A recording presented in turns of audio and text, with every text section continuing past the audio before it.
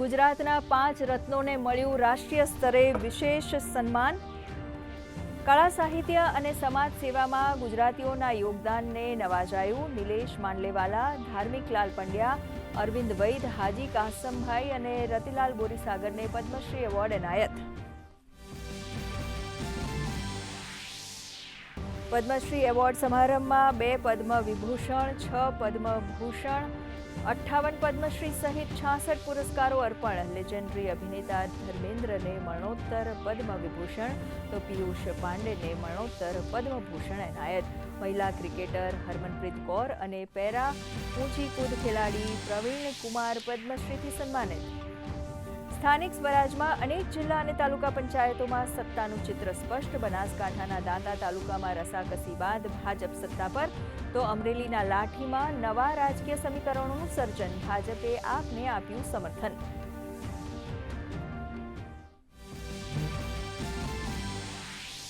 નવા જાહેર કરાયેલા પદાધિકારીઓ અને હોદ્દેદારોમાં મહિલાઓનો દબદબો યથાવત। અનેક પદ પર વિજય મુહૂર્તમાં તાજપોશીની પ્રક્રિયા પૂર્ણ। સમર્થકોમાં ઉત્સાહનો માહોલ।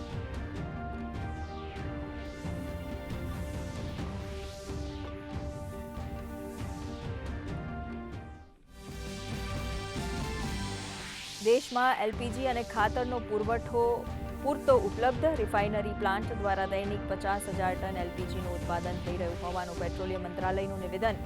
તો ખેડૂતોને ખાતરનો પૂરતો પુરવઠો પૂરો પાડવા મંત્રાલયે આપી બાહેધરી।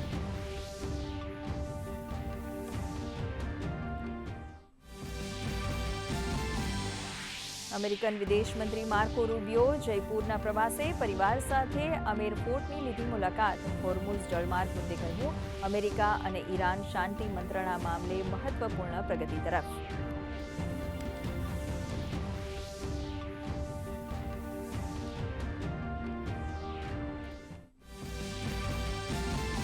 આફ્રિકન દેશોમાં ઇબોલા એલર્ટ બાદ ગુજરાતમાં આરોગ્ય વિભાગ સતર્ક। અમદાવાદ એરપોર્ટ પર યુગાન્ડા, કોંગોથી આવતા મુસાફરોની તપાસ શરૂ।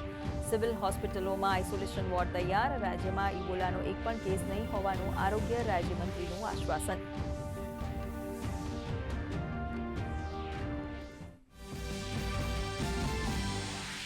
અમદાવાદ મ્યુનિસિપલ કોર્પોરેશન ચોમાસા પહેલા મચ્છરજન્ય રોગો સામે એક્શન પ્લાન સાથે તૈયાર। 274 ફોગિંગ મશીનો સાથે મેગા ડ્રાઇવની શરૂઆત। મચ્છર બ્રીડિંગ ધરાવતા સ્થળોએ જંતુનાશક દવાનો છંટકાવ ચાલુ। 81 કન્સ્ટ્રક્શન સાઇટને ફટકાર્યો દંડ। રાજ્યમાં ગરમ પવન અને ગરમીને પગલે જનજીવન અસરગ્રસ્ત। 43 ડિગ્રી મહત્તમ તાપમાન સાથે અમદાવાદ સૌથી ગરમ શહેર। ગાંધીનગર અને રાજકોટમાં નોંધાયું 42.5 ડિગ્રી તાપમાન। આગામી 3 દિવસ દરમિયાન ગરમીનું જોર યથાવત રહેવાનું અનુમાન। 28 મે બાદ રાહતની શક્યતા।